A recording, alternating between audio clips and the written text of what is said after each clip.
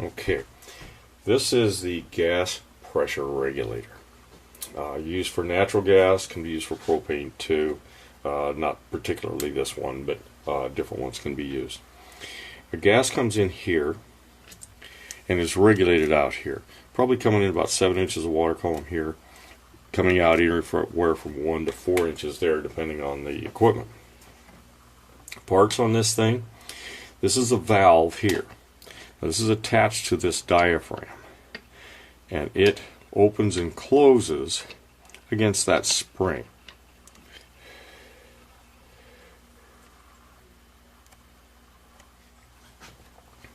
Okay, this is the spring.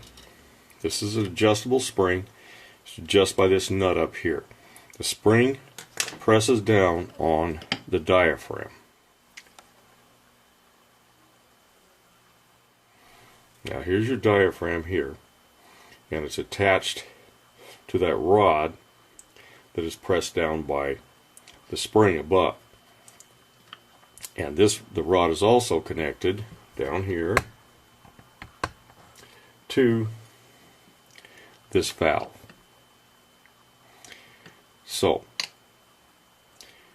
when my gas comes in here, the spring, I'll get a little wider there so we can see that whole thing again. Okay, the spring presses down on the diaphragm here, which opens this valve. Once my water column pressure comes in here, it passes through this valve, pushes on the diaphragm, and tends to close the valve. Now it's pushing against the spring. If you look close, you can see that spring compressing there.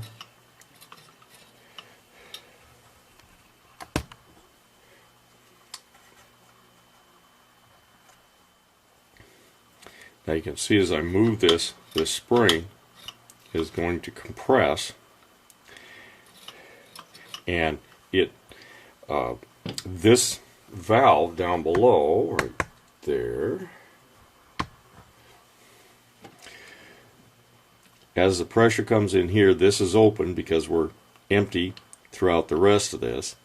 So as the pressure increases, then it increases on the diaphragm, and the diaphragm closes off the valve. Now, if the pressure downstream, that is here, and if you note, this passage goes right up into where the diaphragm is. This is your outlet. So if this pressure here reduces, then that reduces the pressure on this diaphragm because this valve is closed. There's no gas allowed in there.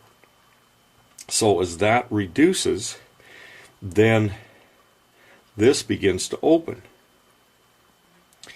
And when the pressure gets up to the whatever this spring is set for, then it modulates somewhere in here. Because the pressure in here is the actual pressure on the diaphragm.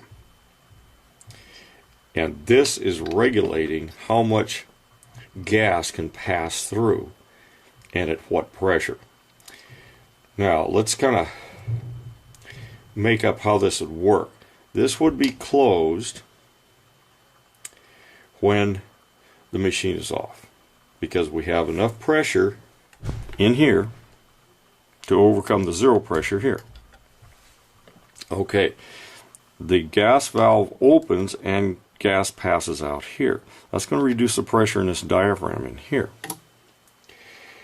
As that pressure reduces, then the spring's going to take over and open. So gas is going to rush in to pressurize the diaphragm again. It's going to tend to close. Now, depending on how much gas is passing out of here, that will regulate how much this valve is open. Because as it opens, it increases the pressure on the diaphragm, which tends to close the valve. And as it closes, it decreases the pressure on the diaphragm, and it tends to open again. Very simple little valve. These increase the downstream pressure by the adjustment of the spring. Now this spring adjustment is trying to open the valve. So as the spring adjustment opens a valve and pushes down, then the valve allows more gas to the diaphragm, which tends to push it back closed again. So it reaches a balance. If I wanted less pressure, I would counterclockwise this, and that would give less spring tension here, which would mean less pressure inside here. If I turn it down and put more spring pressure on it, then there's more pressure trying to push this valve open, and my downstream pressure will increase. That's pretty much, in a nutshell, what the gas pressure regulator does. A couple other things about this regulator. We have here a small orifice.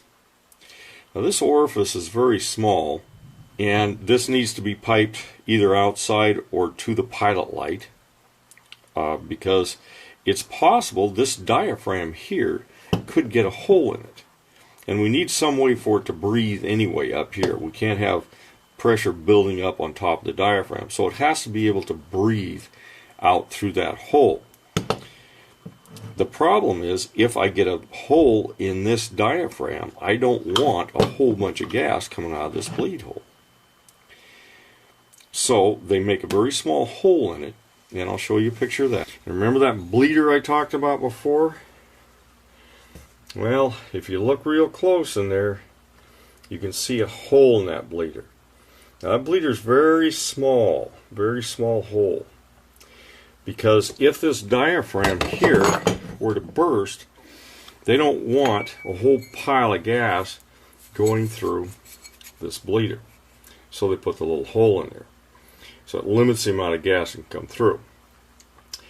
Very dependable part. Seems to pretty much last forever.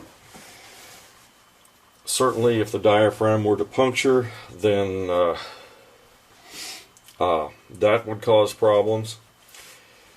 However, you'll get a gas smell wherever that pipe goes out. And of course, if it goes out to a pilot or something like that, at least it'll burn it, and it would be seen on a service that there was a problem there.